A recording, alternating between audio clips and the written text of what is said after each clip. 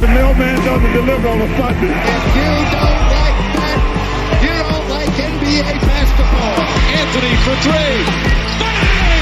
J.R. Smith! We just saw men fly. LeBron James with no regard for human life. Cleveland! This is for you! What's going on, everybody? Welcome back to another episode of Coast to Coast. I'm Ronan Gaine. Joining me as always, Chris Nambu. Thank you so much for making this your first podcast for NBA coverage. Remember, if you like what you hear and you're on YouTube, make sure you subscribe. Leave a comment. Let us know what you think. Big shout out to all our fans. We reached 100 subscribers on YouTube, so we're on the march, and we appreciate you all showing us that love. Remember, you're on Spotify, you are on Apple Podcasts. Leave that 5-star review. You do that, we'll keep producing that content. We are most of the way through the second round of the playoffs. The Celtics are headed back to the Eastern Conference Finals. The Nuggets have shown everyone why they are the NBA champions. The Mavericks have a 3-2 lead on the Thunder, and the Knicks have shown that they're not dead just yet. We're going to discuss everything, but we got to start with the big one, the Nuggets and the Timberwolves. I mean, the switch up in that series has just been incredible. Like in the space of 10 days, the Timberwolves defense has gone from being the most important thing ever, the greatest thing ever, to literally being non-existent, and that's just a testament to the greatness of Nikola Jokic and the Denver Nuggets. Yeah, and I think it's amazing. You said switch up. That's 100% how I would characterize this. Like, if you had shown someone the first 2 games of the Timberwolves, which I have great evidence for, because just getting my father-in-law back into basketball, and the way I got him into it was like, hey, there's this kid, he plays like MJ, and he's the closest thing you're gonna get to that. He's gonna have all this nostalgia, and he watches those 2 first games. It's like, oh, this team is gonna sweep the Nuggets, and I'm like, hold on, just wait. I'm really happy for the T-Wolves right now. It was just incredible what they did. But anyone who's watched enough of Nikola Jokic, enough of the Nuggets, especially if you watched Nikola Jokic against the Heat when they just forced him to become another level of great. And he was like, yeah, I could be on your Rushmore at the end of my career. That was kind of the statement that he made in that finals. If you saw that, you knew that was coming. And here we are. We just saw that third quarter. Everyone's talking about it. And the switch up from after game 2, Nuggets looking really vulnerable and not who they are. Nikola, you could looking just, I guess you could say, passive. Murray not looking great. Gordon looking like a flawed player. Their bench looking not deep enough, and then all of a sudden we're looking again at the team that we assumed would be the team to beat in the finals. And I mean, the Nuggets the Wolves have pushed them for all they got. It's just insane that we're already here. Game 6 coming up now, and like you said, could end in 6. Yeah, I mean, like we did our preview show for this series about a week ago, and we both thought it was going to go to 7 games. You picked the Wolves in 7. I picked the Nuggets in 7. I'm hoping we get to see one of us be right, but the way that it's switched up, I think this is going to end in 6. And obviously, we're recording here Thursday afternoon, so a lot of people might be listening when this game has already happened. But it's just a complete switch up. Like the big worry after the first 2 games was, could the Timberwolves keep up this defensive intensity? Because they were like, it was incredible. The scramble defense, constantly having 2 or 3 guys around Jokic whenever he touched the ball in the paint. Like, that is so hard to continue to replicate. And that was the big thing that was kind of in the back of my mind, is like, maybe that's what's going to hold the Wolves back from going on and winning this series, or definitely from sweeping this series, because it's going to take so much energy to continue to replicate that game after game. And you knew the Nuggets were going to come back, and Jokic again, like, it's all Jokic. Jokic is just showing us why he is the MVP, why he is the best player in the league, and why there's a good chance when all is said and done, he's going to go down as one of the greatest ever. I mean, since game 3, 33 points per game, 9.3 boards, 9.6 assists, shooting 60% from the field.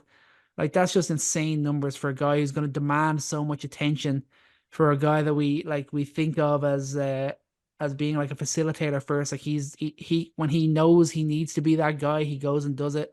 And no matter what you try to do, we especially saw it in that game 5. You foul him, he's still going to score. You triple him, you double him, he's going to pass out and find the open guy. Like everyone's wanting to go at Gobert here. Everyone's going to go, oh, Gobert, he's no defensive player of the year. Look, like Jokic is absolutely destroying him. Watch the shots he's taking. No one ever said Rudy Gobert is the Jokic stopper. There is no Jokic stopper. It was the team defense of the Wolves that was helping to minimize Jokic's impact. And like the shots that he was making, like it was just insane. And at the end of the day, in terms of one-on-one, elite offense will always beat elite defense. Like that's just a fact. Like the shots that Jokic was making were unbelievable. Maybe there's a few plays where you might point to Gobert, but this is not a slander of Rudy Gobert. Like Jokic is just on another level. No one is going to stop him doing what he's doing. You foul him, he's scoring. You're up too close to him, he's going to find a way to make the right moves. His footwork and everything is just at an absolutely insane level.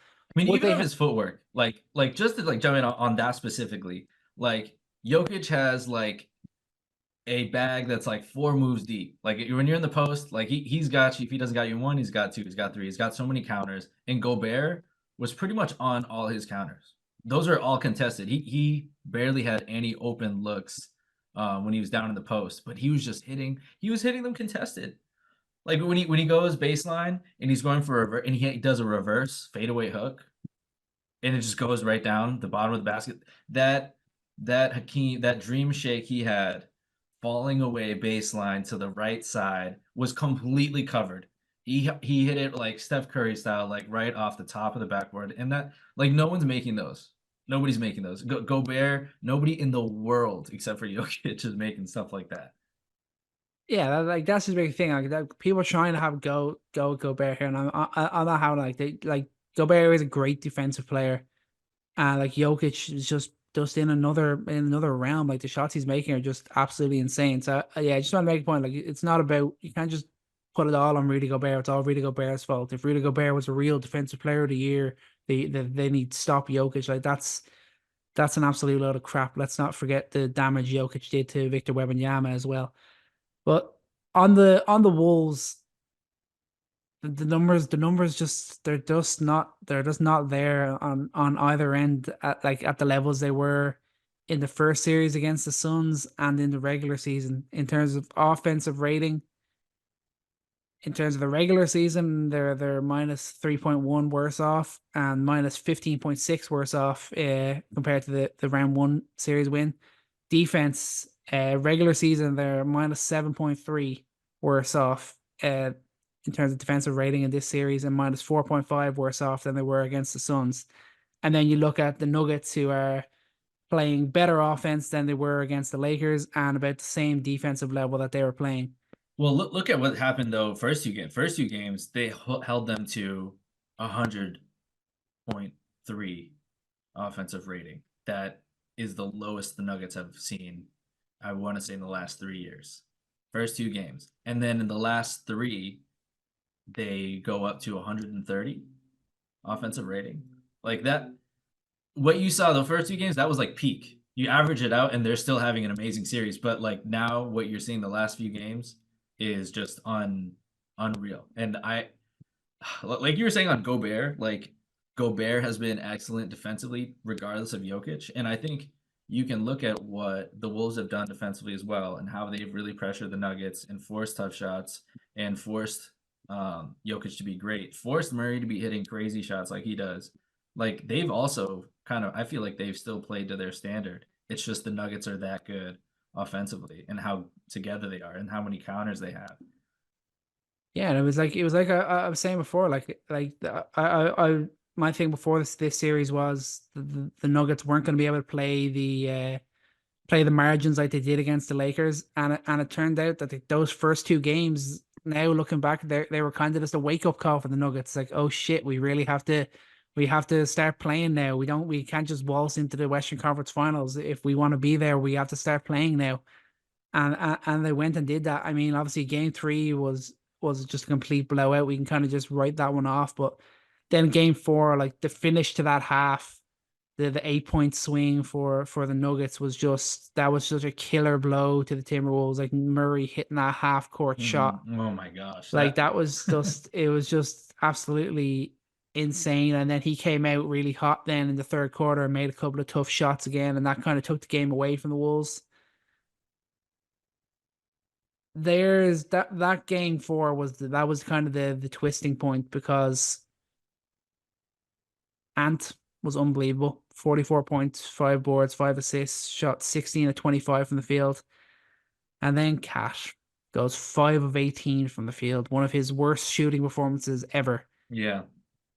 That's like that kind of game is those are those moments where I'm just like, I know Anthony Edwards is still a young guy, he's still growing. I don't want to panic too much in this Timberwolves team, but looking at those sort of moments, I'm just like, Ant is a Batman, and I just don't believe that Karl Anthony Towns is going to be his Robin for the future. I don't think that's going to be how it ultimately works out when we see these moments where when they really need Cat. I just don't know if his head is there. He still just makes such dumb decisions. He makes the most infuriating fouls. I don't know how his coach doesn't punch him every game. Some of the fouls that he makes are just mind-numbing, and then he just doesn't really have a great body control either. There's just small little things about Cat that just, as much as I've always been a Cat guy and I want to believe so badly that this is the right fit, I just don't know if I can still put all my faith in Cat being that ultimate number 2 here. I mean, it's the reason we feel so strongly about it is not because we dislike Cat as a player. I like him as a player, but it's the vast difference we see between peak Cat, which shows up, and then the lows that he has as the guy who is making dumb fouls, as the guy who's making bad turnovers, as the guy who's like falling asleep on defense. But then you see like the impact that he made defensively when he's not in foul trouble, when he's really holding it down on Jokic and Gobert can free roam. And that is really the difference in the series, is when the possessions where you can have Cat on Jokic or Reed on Jokic, which, I mean, it almost feels like game 2 is a fluke. It was the greatest defensive performance we'd ever seen from Naz Reid, and we'll probably never unearth it again. Good on him for having that game, but that you're not going to keep that up on Jokic. But I think Cat's is replicable, and we've seen it. But for example, game 5, we see them going away from that. Why? You finally see Cat being productive offensively, so you can't have him in foul trouble. Like, he is really holding things down while Edwards is struggling, and it's unfortunate to see that part of it because of how dominant he was in the first 2 games. I think even though he wasn't scoring, the passing was there. So Cat needed to be alive on that end of the floor and actually be able to continue playing. And then Gobert, I mean, that broke down their entire game plan. Not having Cat on Jokic, not having Gobert free roam, in so many ways that felt like the unraveling that we started to see in game 4 and definitely saw in game 5, is getting away from that strategy because you have to protect Cat. Like, really just like pulled you away from what looked like a promising series. Yeah, absolutely. Like I think in that game 5, I don't know what the numbers were, but it felt like watching the game, we saw Jokic one-on-one with Gobert like 10 times more than we've seen in any other game, and like it's such a stark difference than what we saw those first 2 games of the series. And I think that's hurting them. And then obviously the shooting as well, like McDaniels and Nickeil Alexander-Walker, like they're your outballs. Those guys, you need them to be hitting their shots. This 0-3 run the Timberwolves are on, McDaniels and Nickeil Alexander-Walker have combined for 6 of 19 from 3. Like they have to be doing better. Like they need more production from McDaniels. Like Alexander Walker was actually pretty good as a starter. I think he went 4 of 8 in that game 5. But Mike Daniels has spent more time in foul trouble than he has being impactful offensively, and like that's really hurting this team. When like Murray isn't playing amazingly, he's kind of doing it in moments, and it's really working for for the Nuggets, but then like Aaron Gordon, he's averaging 17, 5 and 5 in this series, and he's a 75% true shooting percentage.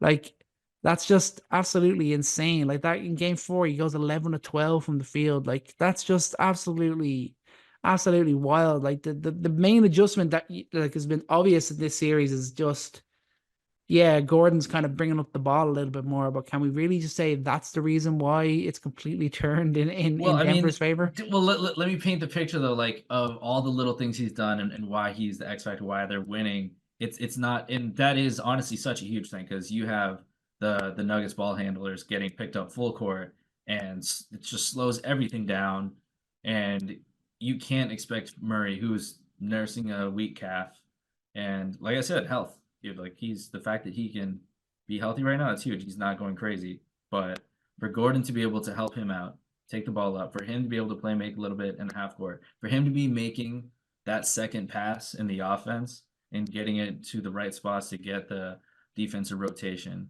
to making the right cuts, like all the little things he's doing, like playing off ball. He's like the perfect outlet for Jokic every single time. It's always reading the defense. And it's really without him shooting, he's had some lucky Spurs shooting here and there. It doesn't matter because like he's reading the defensive spacing so well, and he's forcing the defense to really be looking out for him, and it just makes things so hard on the Wolves. And every little thing that Gordon does is leading to them winning, which I mean at this point should be an obvious statement. But yeah, I mean taking the ball up, taking pressure off of their point guards, taking the pressure off of Jokic a bit, it's huge. Yeah, and like it's just it again. It just points to just how important having the right role players are within your team. Like it's not just all about the stars. Everyone wants to have the star player, but if you don't have role guys like Gordon who can take advantage when other teams don't maybe give them enough respect, it changes it so much. Especially because like Michael Porter Jr. is not having the same sort of impact that he did Yeah. in that Lakers series. Like MPJ and Gordon have almost kind of switched up roles in this series, and Gordon's kind of been that X factor where MPJ was the X factor in round 1. But hopefully it's looking like Conley's going to be back tonight, and we saw Ant really struggle when he was having to kind of run the offense a lot more in game 5. Hopefully that can make a difference for the Timberwolves, but the way things have turned and the way this Jokic is playing, especially, it feels like this series is going to end tonight with the Nuggets winning in 6. Yeah.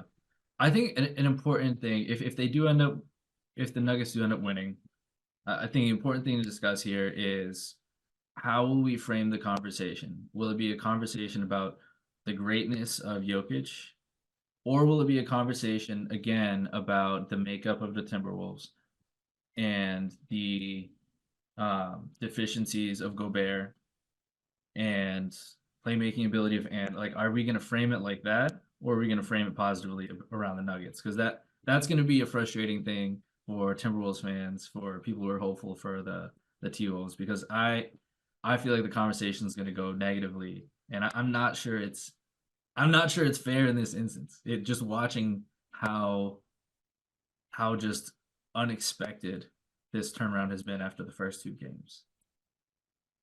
Yeah, like everyone loves to go for the criticism first, but I think you have to just respect the greatness of Nikola Jokic. Everything that he's done since going down 0-2 has just been on another level to what everyone else is doing, and another level that I don't know if anyone else is capable of getting to. There's obviously going to be questions about the Timberwolves just because of how much money they have to pay all these guys to be in order to keep the team together. That's where the kind of question comes in, is like, have they shown enough that this team is worth keeping together? And you have to say yeah, because yeah, they've improved from last year. They were competing for the number 1 seed all year. They were the best defense. They finally won a playoff series in this Ant era. Ant is still such a young player. He's still growing as an NBA star. So I mean, I think there is enough there to say that you don't just have to question everything. But when there's a guy like Ant going off the way that he has done, and the fact that they were 0-2 going back home, that's probably why it's fair that we maybe start to question the Timberwolves a little bit. As if they go down tonight, and maybe just if they lose the series, full stop. Yeah. Even if they even if they don't go down tonight, I think what we can take away, just looking at the games that we've seen, is that another creator on offense, definitely necessary. You want to see McDaniels get to that point, and I think he's not shown he can do it consistently. But at any rate, I think that this is going to be a team facing. I believe the Nuggets at this point are probably going to advance because I said Jamal Murray, if he's healthy, if KCP, if he's healthy, if those two guys are healthy, Nuggets are pulling this out. And I agreed with you. But you might have to look back on it and think that if they didn't have those 3 days between game 2 and game 3, maybe this series looks a little different. And maybe we're not even going to be having this conversation about what kind of weaknesses we've seen from the T-Wolves, because that was peak. That was peak Timberwolves. That's exactly what you imagine this team doing. The switchable defense, the hounding defense, Ants really coming up as a playmaker, Gobert just being the stopper, Cat being the greatest second player in the playoffs, with Ant rising up. Like, everything was just coming all together. And after 3 days, it's almost like he's really switched up fast. Nuggets, maybe, yeah, you make the argument Nuggets got a little bit lucky that Murray didn't pick up his suspension. You think regular season he probably gets suspended for that, but you can't go into those two small elements too much. But we'll move on from that. Game 6 tonight. Hopefully we'll get a game 7, but I think it's not looking overly likely right now. Another series that could wrap up in 6 in the West. The Dallas Mavericks and the Oklahoma City Thunder. Mavs lead it 3-2. They were very impressive in the win last night. First game of this series where Luka Doncic has looked like Luka Doncic and didn't look injured for the entire game and wasn't just complaining to the refs for the whole game. Didn't look miserable. Yeah, that was it. He just didn't look completely miserable out on the court, and he showed up. 31-point triple-double, goes 12 of 22 from the field, has 5 3-pointers. Everything you expect from playoff Luka Doncic right there. But before last night, the first 4 games, he didn't have a single 30-point game, and he was shooting 39% from the field. Like, that is horrendous. And then you had Kyrie Irving, who was averaging just 15 points per game and had 2 games where he only scored 9 points. And yet somehow the series was tied. Like that, if you heard those numbers and you heard that the series was tied, you would be shocked, and rightfully so. Thankfully for the Mavs, the role guys have stepped up. PJ Washington, those first 2 wins they got of the series, 29 points, 27 points, goes 12 of 23 over those 2 games from deep. And then last night, Derek Jones Jr. has that perfect first half and gives them that platform to be able to go on and win it in the second half. The other guys have been huge for the Dallas Mavericks in this series. I can't state enough how the depth of the Mavs have become such a surprise in this playoffs. And I think a lot of times when you see teams make changes in the second half of the season, you kind of question whether or not are those changes based on the strength of schedule. Is that based on teams they're facing that are resting players or injured? Just kind of that newness factor. And not only has the defense kept up and the pace of play, the physicality, that new character, that new feel that we saw out of them kept up, but it's been amplified in the playoffs. It's been their entire character. And I think I'd go as far as to say that the Mavs and their success in the postseason right now is not on the back of Luka's greatness offensively, and that's not like who they are right now. Their identity isn't Luka taking step back jumpers, even though that's the first thing you hear on every broadcast. Their identity is defense. Their identity is rebounding. Their identity is being physical, like getting up and down the floor. And their Josh Greens, their Derek Jones Jr.'s, their 2 massive athletic centers that are making Chet look uncomfortable. We're going to talk about that hopefully in a second, but everything that they've done to the Thunder has been about their physicality, their defense, and really Luka showing up has been a plus. I mean, if he shows up like this, they can guarantee themselves a win with how their defense is playing. And it's not like, hey, role guys, please show up so that you can help Luka win. It's like, no, hey, Luka, are you going to join in on this? And he answered that last night. But yeah, can't talk enough about these role guys. It's been incredible to watch. Yeah, it's been impressive, and like adjustments that like I've always been quite critical of Jason Kidd, and I even was going into the series with the Clippers, but he's made some nice adjustments, and he's got rotations that are really Yeah, that are working for this team, and you got to give him some credit there, and yeah, he's kind of earned that extension that he that he's already got, and yeah. I will comment on one quick thing because you said the rotations. I gotta say, I was very scared of his rotations last night, and he got away with playing a lot, of Jaden out there. A lot of Jaden, especially when you threw Jaden out there with Tim Hardaway. yeah, Like yeah. those were a little bit sketchy. He got away with that because you had some bad possessions with those guys on the floor.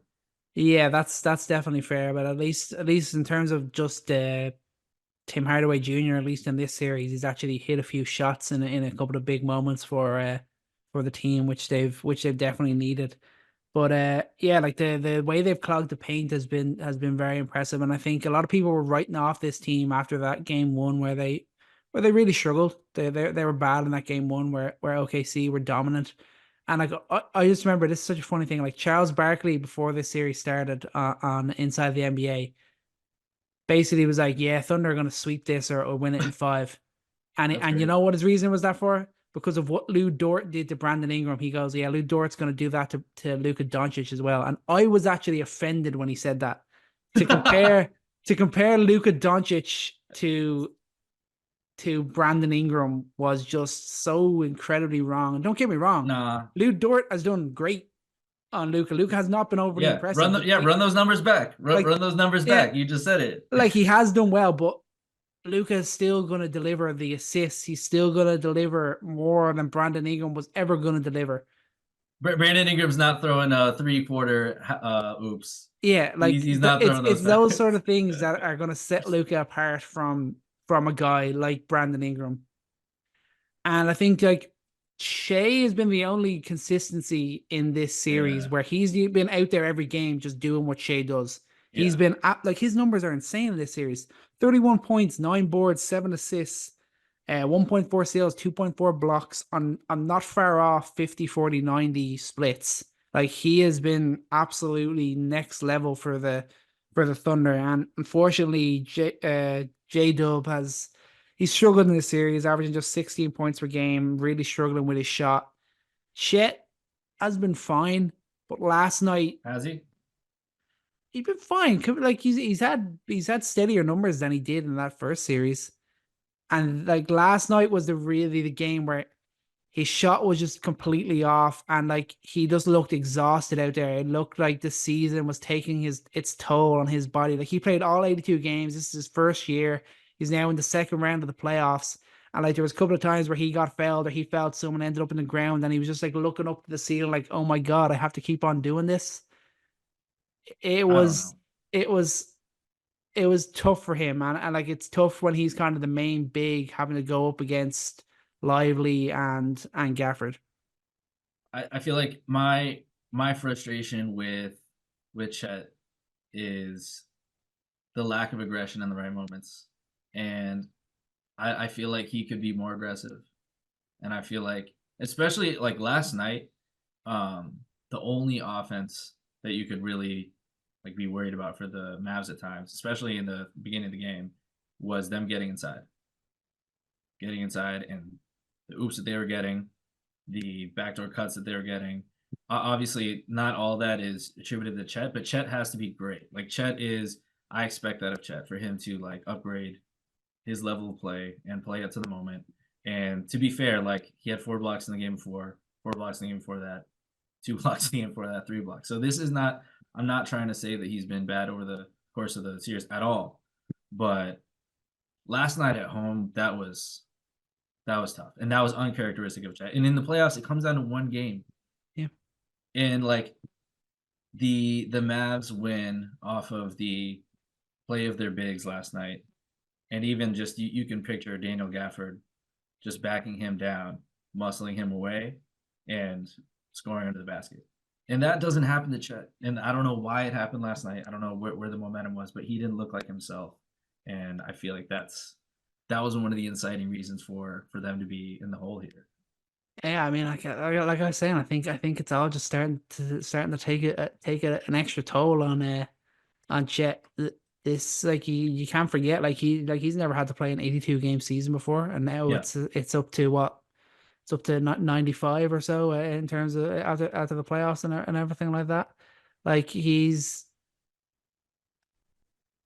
struggled, but one thing I will definitely say is I love that the Thunder's asshole tactics have not worked in the two games they've tried it when they've tried to intentionally foul Derek Lively. I have loved the fact that that hasn't worked for them. Yeah. He's looked good I from the line too yeah, when he gets fouled. I've really enjoyed that. Like they tried it in the two games and they lost both those games, and that just makes me happy because I hate seeing them try and play like that. I get it's a rule that's available to them. Yeah, you're stupid if you don't use it, but I'm happy that it's led to Mavericks wins rather than Thunder wins. Yeah. I just can't believe getting back to where we're at now and like what ended up happening for the Mavs to be up. It's not just Doncic. It's not just the role players, but on OKC's end, you said it with Jalen Williams not being his normal self. And again, him being a little bit passive. But the shooting, like a lot of that felt like fluky shooting. They had a lot of open looks, and the Mavs intentionally packed the paint, did not let anyone get to the rim.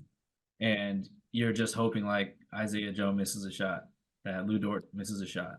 And you look up and they just missed 30 of their 43s. And game's pretty much over at that point. The defense never had to react and change things up and open up any lanes. There were no passing lanes. Like the Thunder love to cut. They love to drive and kick, get their offense in motion. They have so much momentum when they start getting like that, especially when they have so many players who can put the ball on the floor. But there's nowhere to go.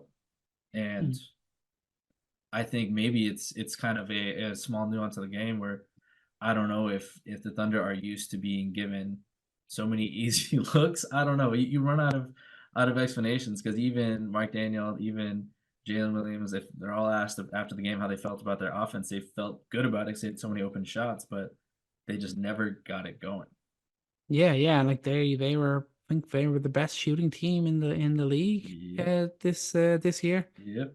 And we saw that in game 4 where the Mavs gave them that opportunity and they took advantage of it. Like Casey Wallace hit a big three, Chet hit a big three, Jalen Williams hit a few shots to pull that game back.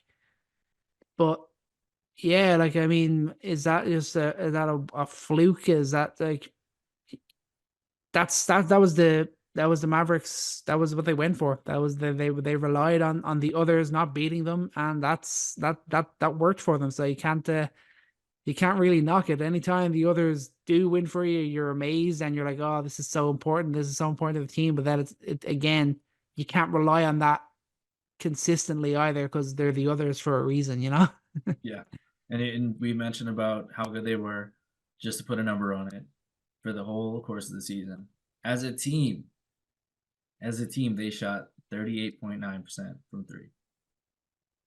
38.9. That is a staggering number. And for that reason, I feel like I'm going to stick with it. I still feel like OKC is going to take it to 7. There's no way the Mavs can get away with the amount of open shots they gave up. And if they do, you know, the basketball gods are just willing Luka to the Western Conference Finals at this point. Yeah, I mean, yeah, there's definitely there's the element of that, and then also I think we're probably due a game from Kyrie as well. I think it's not really gonna be an advantage to either team. They have like the 2 days off now. They're off today. They're off tomorrow. They play Saturday. I think that's like gonna be equally advantageous to both squads. So Yeah, uh, I'd be confident the Mavs can pull it out in 6, but with guys like Shea, with the defense that the team is capable of playing, I think I would have more confidence in them forcing game 6 than I do in the Wolves forcing game 6. I'll put it to you that way. yeah. And on the Kyrie front, while he hasn't been blowing up and scoring, I think for all the love that we're giving to the role players of Dallas, a lot of that is flowing through the Kyrie Irving minutes and how unselfish he's been. Mm-hmm. And the role that he's taken on to be a facilitator, to get the offense moving. And we know that Kyrie is the ultimate tough shot maker. And especially how tempting is it for a guy like him? You see Shea make a tough bucket on the other end, and you know you can do that. You know that's your game, and you could easily fall in love with getting in that me versus him mentality. But no, he takes it up the floor and he makes the right pass. He gets the offense moving, and then you get a PJ Washington three. Then you get a DJ three. Then you get guys cutting to the rim. You get an oop there, and just the way that the offense is feeding off of his humble play. Honestly, the way that he's put the team first in every sense. He's become a defensive leader. He's become a pass first guy when they need him to get other guys going because we know no one else is creating their shot. I think that's why they honestly tried Jaden out there for a bit. Mm-hmm. But hats off completely to Kyrie Irving because not only, like we said, just giving this this series and the identity of the Mavs to the defense and to the other guys and to the physicality, how much of that is being led by Kyrie Irving? That's not Kyrie Irving fitting into that mold. It's him leading that mold and that identity of the Mavs. And it's really cool to see how his career, I think, in this inflection point is taking a turn for something positive. Yeah, and I think you notice that on the floor, like it even though he's having these struggles with his shot, even though he's not knocking them down like he was in the Clippers series, it doesn't feel like he's negatively impacting the team, which is that's where you see all those points you just made. Like that's where you see the positive nature, the positive reinforcement I feel like he's giving to so much guys. Like a lot of guys I think are seeing what he's doing on both ends and loving what they're hearing from him. I feel like he's really driving on this amazing production from their role guys, and that's just showing the balance that they have in leadership with that team. They got Luka, who's kind of more the guy who can put the team on his back and go cuckoo bananas, and then you got Kyrie, the guy who's really empowering all the others to be as great as they could possibly be. Yeah, it's great to see it. Aaron Gordon mentioning how Jokic, if you have an MVP who's making the extra pass, how can you not make the extra pass? You know, if you got a guy like Kyrie Irving, who has a semi-open shot, passing that up on the wing to kick it to the corner, like you're gonna want to make that extra pass. It's so infectious the way he's playing on both ends of the floor. So we'll see where this goes. But I think you're right. Kyrie Irving's due will be a big part of the reason if the Mavs end up winning. Yeah, for sure. So I got them in 6. You got the Thunder forcing a game 7. Let's flip it over to the Eastern Conference. The Knicks are not dead just yet. There is still life in New York. They lead the Pacers 3-2. Home teams have been completely dominant in this series. The home team has won every game so far. And we've seen interesting flows to this series. So you look at game 2, the Pacers really should have won that game. They were up 10 at halftime. Jalen Brunson was injured. He barely played in the first half. He came out, obviously, and just went nuts in the second half to pull out the win for the Knicks. But Pacers should have won that game. Then you look at game 3. The Knicks should have won that game. They were up 9 in the fourth quarter. Yeah. And then Andrew Nembhard hits the deepest 3 of his entire career to clinch the win for them. Hey, we seen him do it against LeBron last year as a rookie. and then the fact that he did it though in a game where he hadn't made a shot the entire game, that was so like that's who he is about it, you know. And then they traded blowouts. So like that game 4 performance that we saw from the Knicks, I was kind of expecting that game 3. That's what I was expecting to see in game 3. We got it in game 4. Then the Knicks returned the favor in game 5. After everyone kind of saying, "Oh, they're too injured, they've run out of gas," they took a night off, and then they were right back at it in game 5, and now we head to a game 6, and I feel quietly confident that they can get the job done in game 6. What is it about the Knicks that allow them to like just get away without having that second star? I mean, Randall's gone. And then OG, you think he's back, he's gone. And then you even lose, but like they just keep coming. I don't understand. And it's inspiring to watch just how much energy they have and how they keep doing it. Obviously, you saw that slump, but how do they do it, man? Like Adam Sandler said in Hustle, obsession will beat talent every day of the week. And I think these Knicks guys really are obsessed with the idea of winning, with the idea of giving every single ounce that they possibly have in order to win games. That's what this Knicks team is. Yeah, we've got our star in Jalen Brunson, but then we've just got the other guys who are just doing all they can possibly do in order to bring success to this team. And it's amazing to watch. Like I'm in love with this Knicks team. And as much as I'm like, I don't know if we have the talent to go all the way, I don't want to see this team broken up because I just love everything about them. And I'm getting so annoyed hearing people trying to question Tom Thibodeau and criticizing him for these injuries. Not these injuries are not on him. Like I've long been a critic of Thibodeau with this Knicks team and pushing them too hard during the regular season after seeing their previous failures in the postseason. But if Randall wasn't injured, that just changes everything for the lineups. Like this is not the Knicks injuries are not on Tom Thibodeau. He is not. It's not from pushing the guys too hard. OG was only actually playing 40 minutes a game, which is not crazy for your best two-way player, for your best defensive piece. Like that like it's not overly insane. He was trying to like hold him back as much as he could afford to. But I looked it up before the game 5 in each series. Like the Knicks starters were only playing a minute more than the Nugget starters.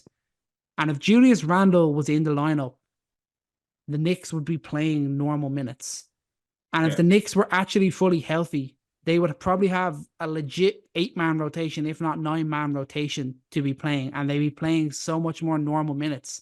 Injuries coming into the playoffs were what hurt us. And that's why OG and Hart and Brunson have all had to play excessive minutes. Like last year, we had a legitimate rotation. Only Brunson played 40 minutes. No one else played above 35 in the playoffs last year. You wouldn't be hearing it if like Josh Hart got 2 minutes of rest every other game. Yeah. Just throwing a little Alec Burks there, so that we don't have fair. the stat of him averaging 48 minutes a game in those 3 games. Yeah, like that's fair. But I just think anyone who's going to try and criticize Thibs and everyone think, oh, this is Thibs, why Thibs never wins is because he pushes his guys too hard. Like, no, that's not the case anymore. This guy he had the team. He had the team that he wants. He had a team that he could rely on. And if they were healthy coming into the playoffs, mainly just Randall being in there allows you to rest Anunoby more because Randall can kind of be a bit of a switchable defender as well. We'd have a legit 6-man in Dante DiVincenzo if Randall was in the starting lineup. So then Josh Hart would be able to get more rest, as would Brunson. Then we'd have like McBride he'd be like our 8th or 9th man. And we'd have had Bogdanovich, we had Mitchell Robinson. Like it would have been so much different. So I'm not like any Knicks fan who wants to just turn, or any fan really wants to just love everything we see from the Knicks, but the second it goes badly, say it's all Tom Thibodeau's fault and he pushes the guy too hard. You guys can just fuck off with that. It's a load of crap. I do hesitate to think that you would be seeing any McBride on the floor or any Isaiah Hartenstein on the floor if Randall was there to play 40 minutes. I don't know. Like, I think the minute distribution. Hartenstein would play. Well, here's the thing. Hartenstein, a guy who at times, Tom Thibodeau, it's like he forgot he existed on the team over the past couple of years, and we can go through shout outs because I think that's we're just all excited about role players for these Western Conference teams, and the Knicks are a team of role players and Brunson and just like elite role players. Isaiah Hartenstein finally getting the chance to be a playmaker out of the post to show like how good he is defensively. You could switch him, you can put him in the drop, you have a weak side defender, like he does everything. And it's just amazing to see him get that opportunity. And I don't want this conversation to go here. We can go through it in the offseason, but you mentioned how much better you guys would be with Randall. But I think some of these guys are special, and giving them minutes instead of him in this situation, obviously because Randall's hurt, I think in a way has changed their identity a little bit. You know, kind of with Randall there, the defense wasn't always the best this season, but you give all those to Hart. You obviously got Anunoby in the fold, but Hartenstein getting more minutes there. This team with these guys and their DNA has morphed into something a little bit different. They've become a different animal, and Jalen Brunson's still him, but the defense and the rebounding that you're getting out of them is amazing.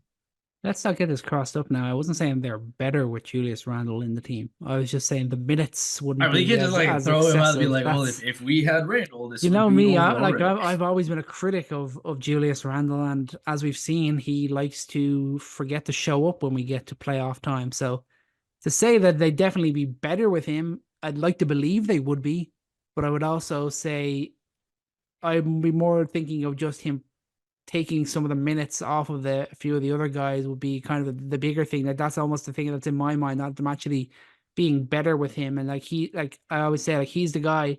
If they either find an improvement on him or they keep things the way they are. That's my whole philosophy with the Knicks having these picks and possibly moving forward to get a star. But back onto this series, the Pacers, I think they might have missed their chance in this series. It feels like they've missed their chance. Yeah. They've done what they needed to do so far, defending their home court, but they really should have won game 2 when Brunson had to come was hurt. They lost OG in that game as well, and OG's been confirmed to be out for game 6, which is no surprise. That they had an opportunity in this series that they didn't take advantage of, like they took advantage of the Milwaukee Bucks injuries. What has been for you like the biggest, I don't know, change in how we've seen them play throughout the regular season and now, and then why they just don't have that same pop? Their style of play, sometimes you got to take the points that are given to you. And the times where you see them give up easy layups for corner threes, they do that just a little bit too much. And sometimes in the playoffs, it's just about keeping that scoreboard ticking over. And those kind of little things, people were very critical of the Pacers, like that their style of play doesn't usually translate to playoff success. And yeah, obviously they took advantage of the Bucks being injured to get past them, but they would have been a pretty good matchup for that Bucks team, regardless of health. I just think there's moments where they're too unselfish, and some of the guys need to play a little bit more selfishly, mainly Tyrese Haliburton. Yeah, I think not even just layups too, but I think even on the 3-point line, their 3-point rate should be miles ahead of the Knicks, and they're behind. Yeah. The Knicks are getting more 3-point opportunities, and the Pacers a team that could really spread you out and get downhill because they're shooting the ball so well. Like they've just not. And I think the way that we expected them to be successful in the playoffs is something that we came to know through Buddy Hield. We came to know through even Mathurin. Just having those two guys out there who are more volume shooters than a little bit less so Aaron Nesmith, who he's really come down on his shot from outside. We've not seen him be consistent. Same thing with Nembhard. Saw him being a little bit more aggressive. And Pascal Siakam's corner shooting has just been completely non-existent. Yeah. That was something we thought would translate really nicely to him fitting into the team offense here. Tyrese Haliburton's taking 46 threes. Next up, Miles Turner taking 23. Nesmith, 18. Ben Shepherd, who's their worst 3-point shooter, is somehow their second best right now. He barely could shoot during the regular season, and he is taking more threes than Nembhard, Toppin, Siakam. Like, they need to have these guys be a little bit more aggressive from outside, and they've not been able to score because of how good the Knicks have been at packing the paint. Maybe not. Yeah, they didn't. we've seen certain games where they've been able to do it. I think Siakam, like when he's shooting the three, it should only be from the corner. I feel like he's shooting a good few from like the top of the key and little things like that, and that's just not his spot at all. Uh, Turner, obviously, Turner's been red hot from deep, so like Yes. he should Yes. keep on. He's got to keep on shooting that shot. Haliburton is like the big one. Obviously, it's good that he's taking more shots now, but he has 2 games in this series where he has shot less than 10 shots in a game, and that just cannot happen. He's had 4 of those such games in the playoffs this year. He's still a young player. This is his first ever playoffs. He's still plenty of time to figure things out. But when you see those type of moments, they're the ones where you're like, you got to decide who you want to be. Because let's not forget, he is pretty much a complete nothing on the defensive end. Like he offers absolutely nothing. Watching this series, I'm literally like, yikes! Like this is where I've really noticed how bad it is. It's Like gonna come to he light. almost like It was gonna implores the come to guy light. he's guarding to score the ball.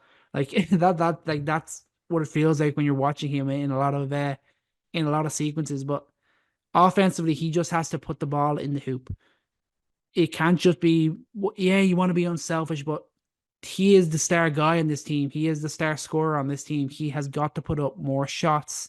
And like I just look at 2 guys like Chris Paul, Magic Johnson were 2 guys I looked at. Chris Paul's got 45 playoff games where he scored 25 plus points. Magic Johnson has 38 of those games. They're both guys who are traditional playmakers. They're both guys who were dominating, leading the league in assists during their primes. Haliburton wants to be like that as well, but they knew when the moment came, they had to take over and score the basketball, and that's exactly what Tyrese Haliburton has to learn.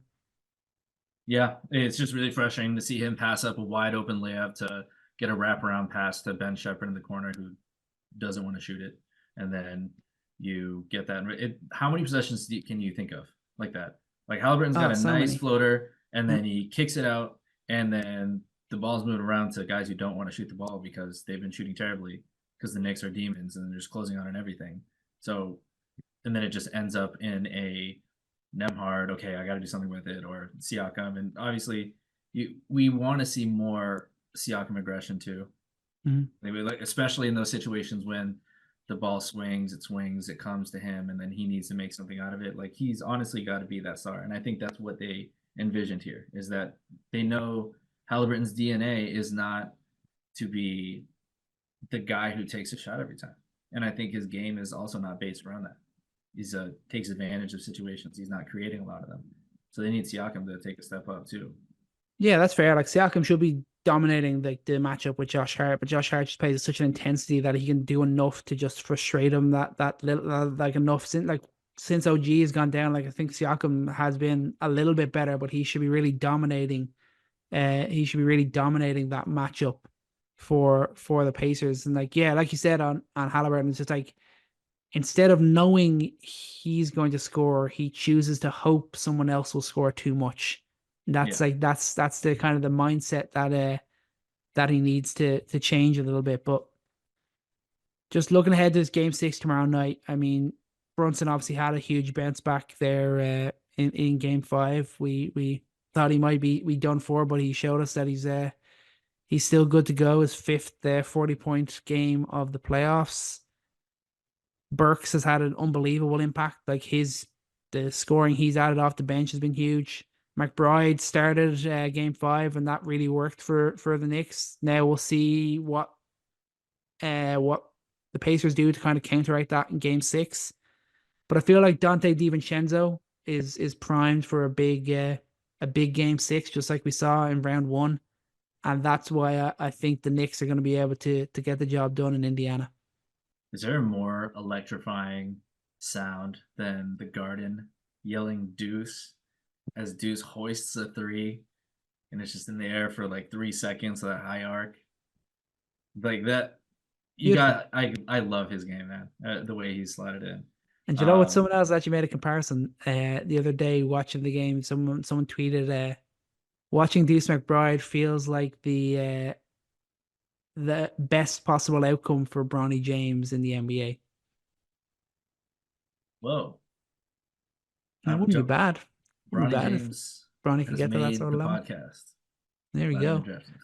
Everyone loves Bronny James. The content. Everyone wants to. Guys, Everyone loves there's real hating him. basketball to talk about. Yeah, I know. Why is Bronny James all up in my timeline? He's not even drafted yet. I think he could be a Derek White because I've watched, highlight videos that have been curated of the 4 total points he scored at USC. But I have no respect for him, or no disrespect, rather, I should say. No disrespect for him. But we'll see what his game looks like. But last thing on Siakam, just to paint the picture, Dante DiVincenzo is averaging 20.6 points per game. Siakam's averaging 19. And he's just got to do better. Yeah, he's got to do better. It. Yeah, he's got to do better. And I know it's tough against this Knicks squad, but there's no really obviously great one-on-one matchup. Like the Knicks are just swarming, and the physicality, like you said, that Josh Hart's playing against him, but no one should be able to really match up against Siakam. No, he's too fast for their base. Now the OG is gone. No, absolutely not.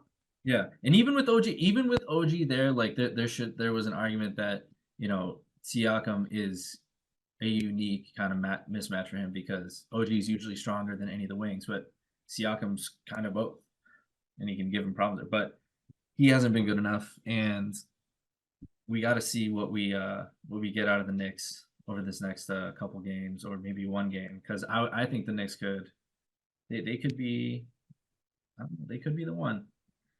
They could be the one to push the Celtics. It won't be the Heat this year. Could the Knicks be the next Heat to kind of be that upset?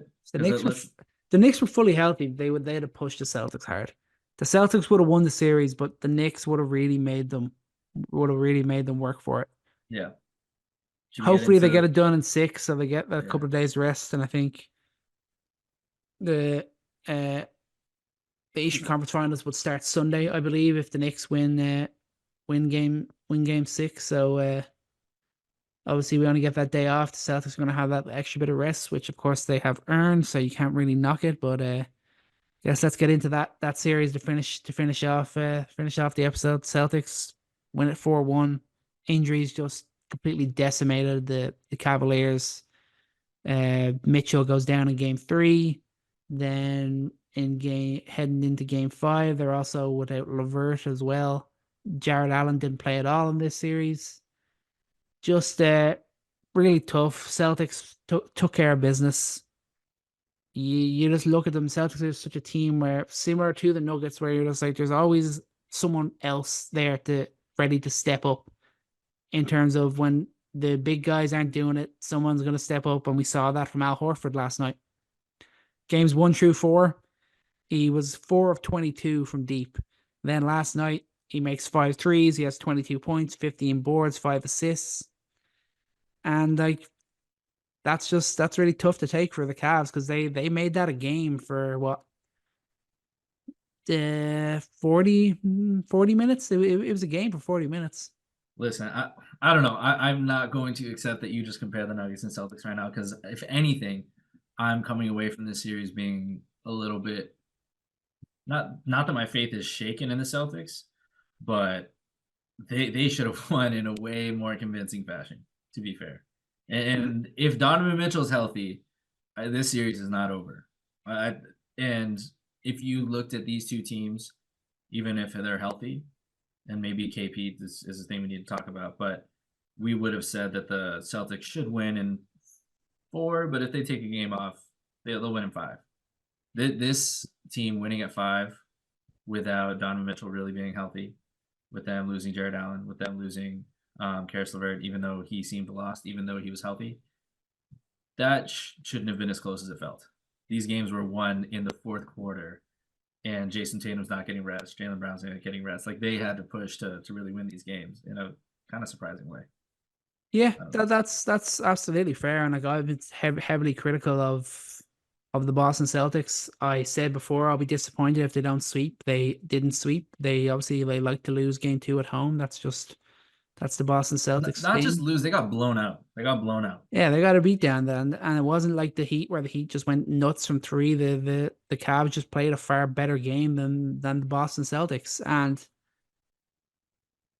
we'll see in the next series or in the finals whether this is just the Celtics not being good enough, or it's just the fact that no one's challenged them and no one's actually made them come out and be good. Like we're not going to know that until probably the NBA finals. Like you could make it like an argument that the first two series for the Celtics have been similar to like the Nuggets against the Lakers. They knew they could afford to play the margins and they didn't really have to bring out their best basketball in order to win.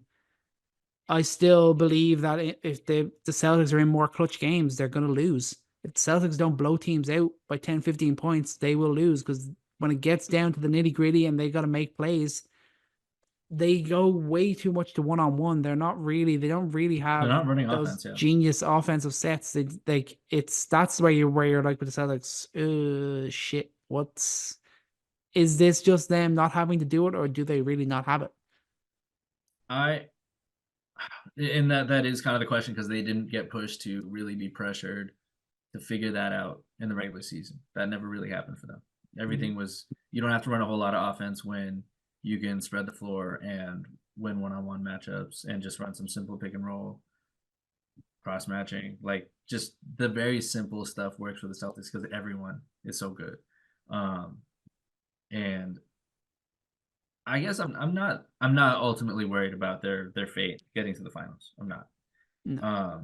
I think it's more so just an identity thing. Like every time that they have the opportunity to kill and to finish a team, they just they don't do it. They don't do it, and in a way that you would expect from a team this good. In a way that I feel like unfairly so, maybe other superstars would, and it feels like a tired take that people want Tatum to be that guy, to be that level, to just take over and to finish a game, but at times it feels like that. It feels like that. Like someone needs to really take ownership of closing out a series, closing out a game. Because the way that the Cavs just continue to scratch back into games and to be a pest and to see how good that they could be even without Donovan Mitchell, this team should not have been that close.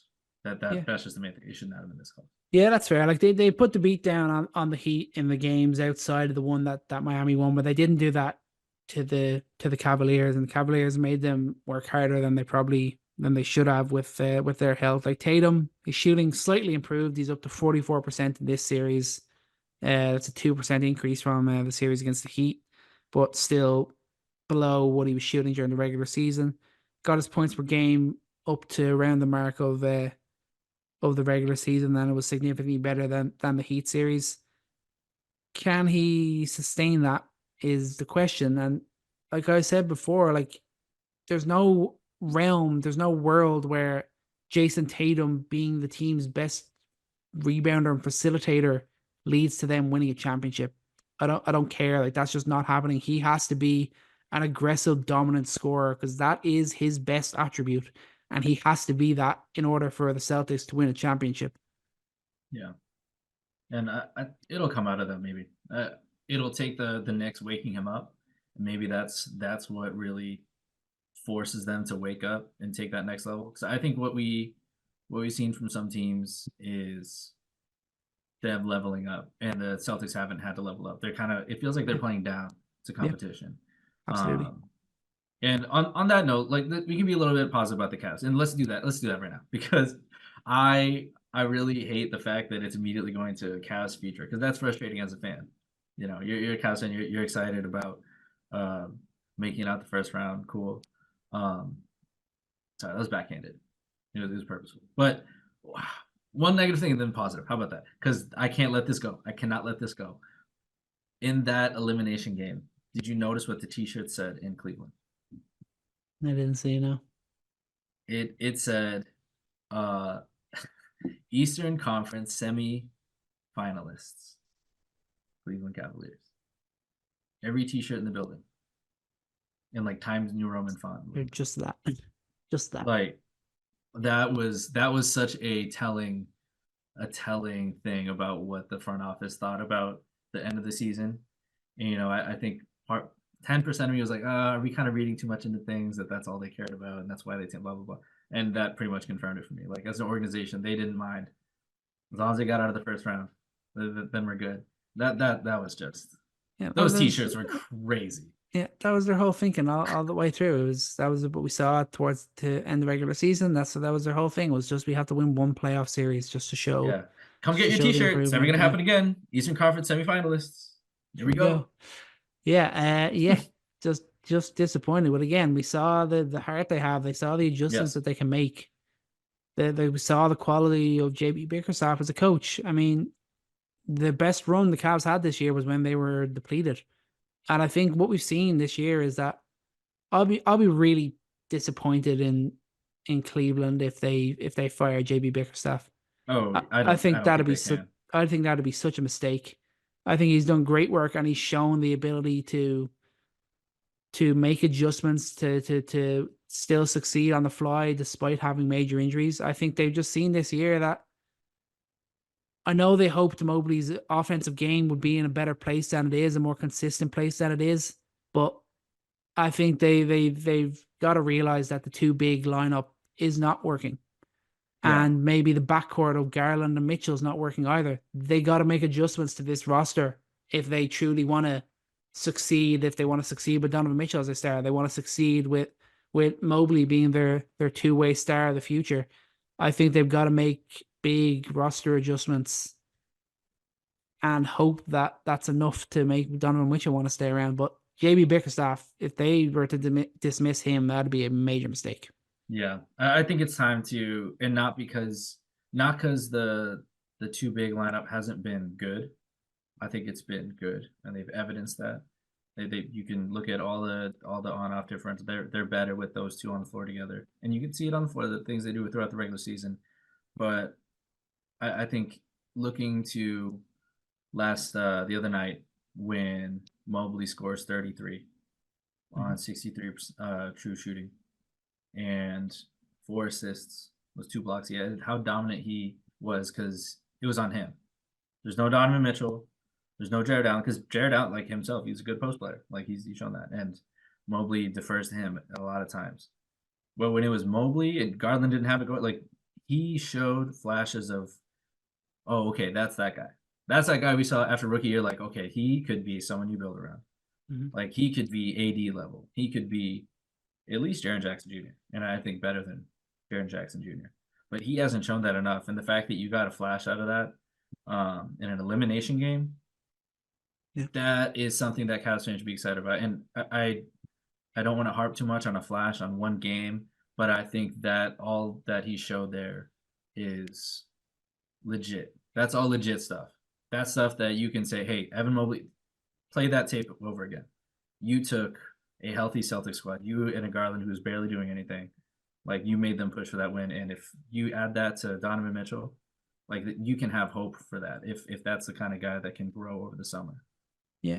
And like I know you said like the two big lineup, it works and they've had success, but Evan Mobley plays better when it's just him. And maybe and I think he can play like that. Yeah, that can be that's what he's capable of. But he is a 5. He's not a 4. Like if they want him to thrive, he needs to be the big. He needs to be the dominant guy, and they have to just say, it's on you now. Like they have to show their faith in him, I think, and step away from this two big lineup. Whether it was the whole thing was planned around them, hopefully just waiting for Mobley to grow and having this other big as well. Maybe that was the plan. I think. After this year, I think Mobley's kind of there, and I think it's time to put your faith in Mobley and just let him go out there and do it. Facts. So that's a positive note. We can end on a positive note. We won't talk about, Isaac Okoro's. We won't talk about that. We won't talk about the Heat and them and all their rumors about who they want to sign in the offseason. We won't go there. We're not going to do that. We'll end on a positive note for your Cavs. Congratulations. They did make it out of the first round. And look at Evan Mobley. That I think we can use that as a good way to go in the summer and say, well, we'll do better next time. Yeah. I think that's absolutely fair. And I think that wraps it up. We covered the 4 games, or the 4 series, I should say. Nuggets Timberwolves goes down Thursday night. Then we see the Knicks play Game 6 on Friday night, and then Game 6 for the OKC Thunder and the Dallas Mavericks is Saturday night. So the conference finals could very well be set by Saturday evening. And when they are, we'll be back to preview those series and discuss the how things went down. But for now, thank you all so much for joining us. Chris, thank you so much for joining me. And remember, we are everywhere on social media at Coast to Coast NBA. And most importantly, remember to take every shot and love every moment. Peace out.